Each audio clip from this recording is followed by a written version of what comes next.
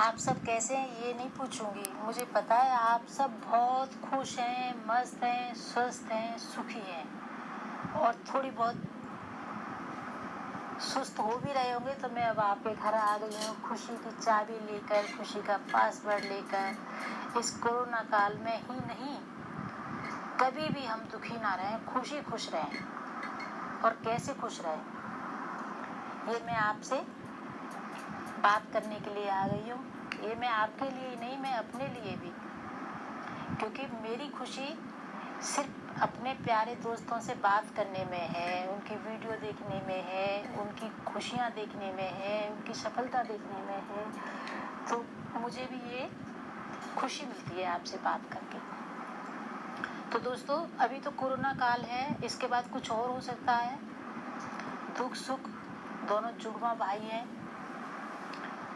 खुशी और गम भी, और धूप और छाँव, इनको कोई अलग ही नहीं कर सकता क्योंकि जुड़े हुए हैं। लेकिन हम हर हाल में खुश कैसे रहें, हमें कोई गम ना हो, खुशियाँ हो, सुखी रहें, हम कैसे करें? तो ये सब हमारे अपने हाथ में होता है, सभी के अपने हाथ में होता है। सबसे पहले तो आप अपने किसी भी काम में मस्त रखिए, काम करिए, आलस मत कीजिए। सुबह को आधा घंटा, शाम को आधा घंटा योग के लिए रखिए और फिर सारे दिन आप कुछ भी कीजिए, लेकिन योग जरूर कीजिए, ध्यान जरूर कीजिए। योग से, प्राणायाम से, एक्सरसाइज से अपना तन भी स्वस्थ रहता है, मन भी सुखी रहता है, खुश रहता है और इम्यूनिटी भी बढ़ती है। और अब जो नई बीमारी आई है, इसने ही खासकर ये बताया है कि तुम योग के बिना रह नहीं सकते, जी नहीं सकते। अगर योग है तो जिंदगी है, और योग से ही ये संसार भी हमारा सुधरेगा दोस्तों, और परलोक भी सुधरेगा, क्योंकि योग करने से ही हमें परमात्मा का ज्ञान होता है। योग से हम सांसों पर ध्यान देते हैं, सांस हमारी ऊपर जाती है फिर नीचे आती है, इस पर ध्यान केंद्रित होता है कि हमारी सांसें क्या कर रही हैं, एक बार ऊपर जाती है, एक बार नीचे आती है, तो इसका क्या मतलब है। तो इसका मतलब जानने के लिए हमें अपने मन को जानना होगा, अंतर्मन में झांकना होगा कि हम कौन हैं, हमें क्या करने में खुशी मिलती है, हमें क्या करना चाहिए। तो जब हमारी सांस ऊपर जाती है तो, और नीचे आती है, तो ऊपर जाती है तो हम कहते हैं सो, और नीचे आते हम। इसको आप ध्यान दीजिए, सोहम होती है। जब ऊपर जाती सो, नीचे हम। सोहम का मतलब होता है जो तू है वही मैं हूँ, जो तू है वही मैं हूँ। सांस बार बार कह रही है, क्योंकि जो आत्मा है वही परमात्मा है। आत्मा परमात्मा अलग नहीं हो सकते, जैसे सुख दुख अलग नहीं हो सकते, ऐसे आत्मा परमात्मा भी जुड़वा है। तो आत्मा कहती है सोहम, जो तू है वही मैं हूँ। अहम ब्रह्मास्मि, मैं भी ब्रह्म हूँ।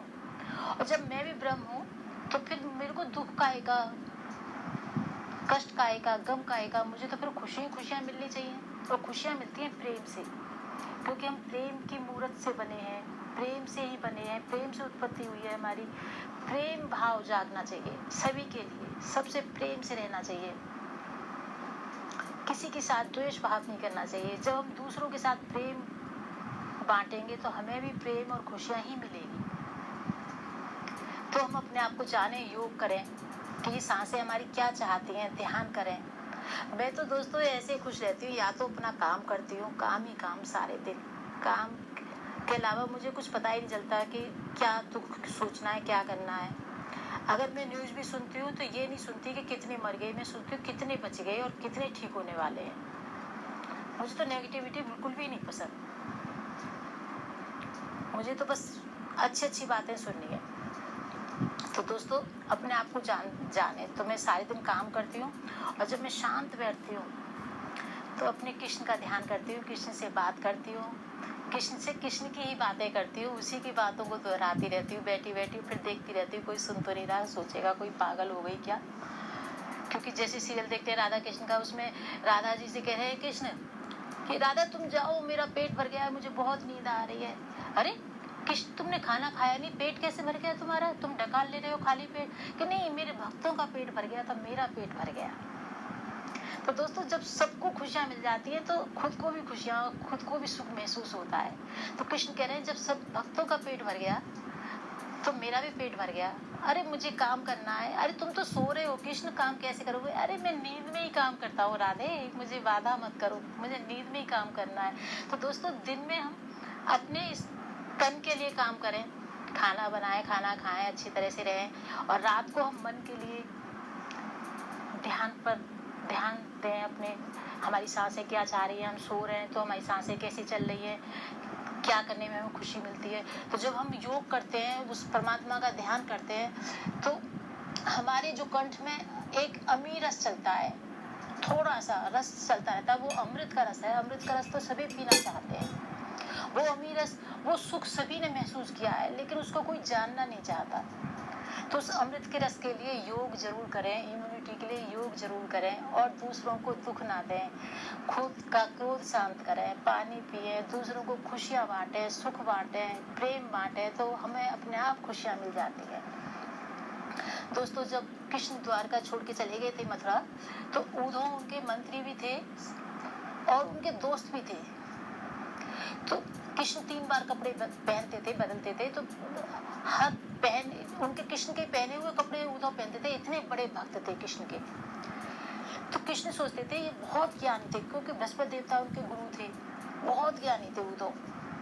तो कृष्ण कहते थे ज्ञानी है, ज्ञान की बातें करता है, इसमें प्रेम नहीं है, इसको मेरे साथ रहता है, मेरा भक्त है, मेरे लिए इतना काम करता है, इसमें कुछ कमी रह जाए ये मुझे सहन नहीं है, मैं इसको पूर्ण करना चाहता हूँ। तो कृष्ण ने लीला करी, रोने लगे आंसुओं से। उद्धव ने देखा कि परमेश्वर परमात्मा के आंखों से आंसू बह रहे हैं। तो उन्होंने कहा हे गोविंद आप क्यों रो रहे हैं? तो और जोर से रोने लगी, जैसे छोटे बच्चे रोते हैं। कृष्ण ने कहा उद्धव से कि मुझे माँ यशोदा की याद आ रही है, मुझे गोपियों की याद आ रही है, मुझे राधा की याद आ रही है, मैं कैसे रहूं, मुझसे रहा नहीं जाता, वो मुझे याद कर रही है तो मुझे भी उनकी याद आ रही है। तो उद्धव बोले थोड़ी सी बात है, बस तुम खुश रहो, मैं उनको सुखी करके आता हूँ, वो तुम्हें याद नहीं करेंगे, और मैं उनको योग का सब बता के आऊंगा, ऐसे योग करें, ऐसे ध्यान करें और ऐसे कृष्ण में मगन है, तो वो सुखी हो जाएंगे, तुम रो मत।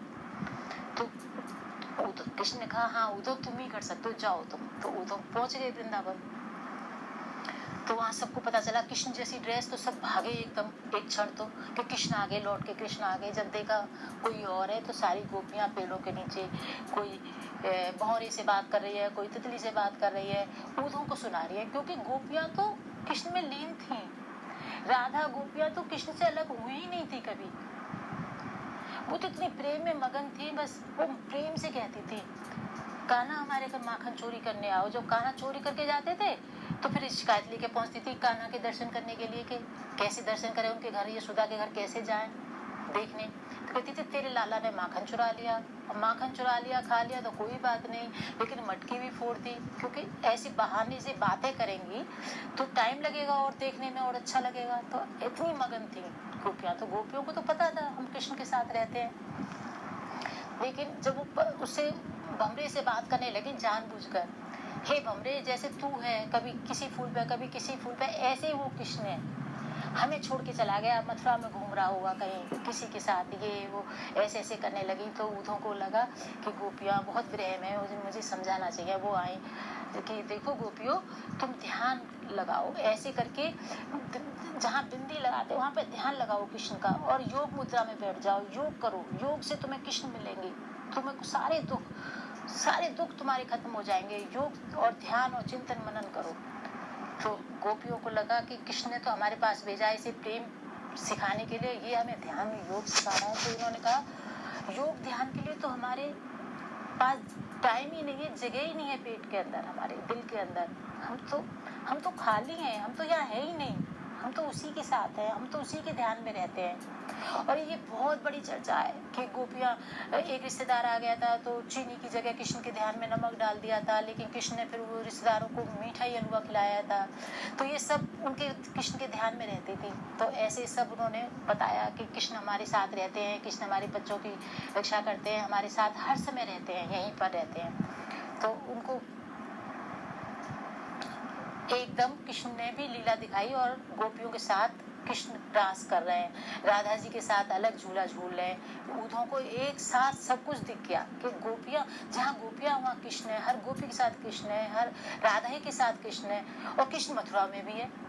तो ये तो गोपियां तो बहुत पहुंची हुई है। तो उद्धव ने फिर उनके चरणों में लेट गए, धूल में लेट गए गोपियों के, कि तुमने मुझे प्रेम सिखा दिया। प्रेम ही है सब कुछ, प्रेम से ही सारी खुशियां मिलती हैं। योग तो है इम्यूनिटी के लिए, ध्यान के लिए, शू के लिए, लेकिन प्रेम के कुछ भी नहीं है। जहाँ प्रेम है वहाँ कुछ भी नहीं है।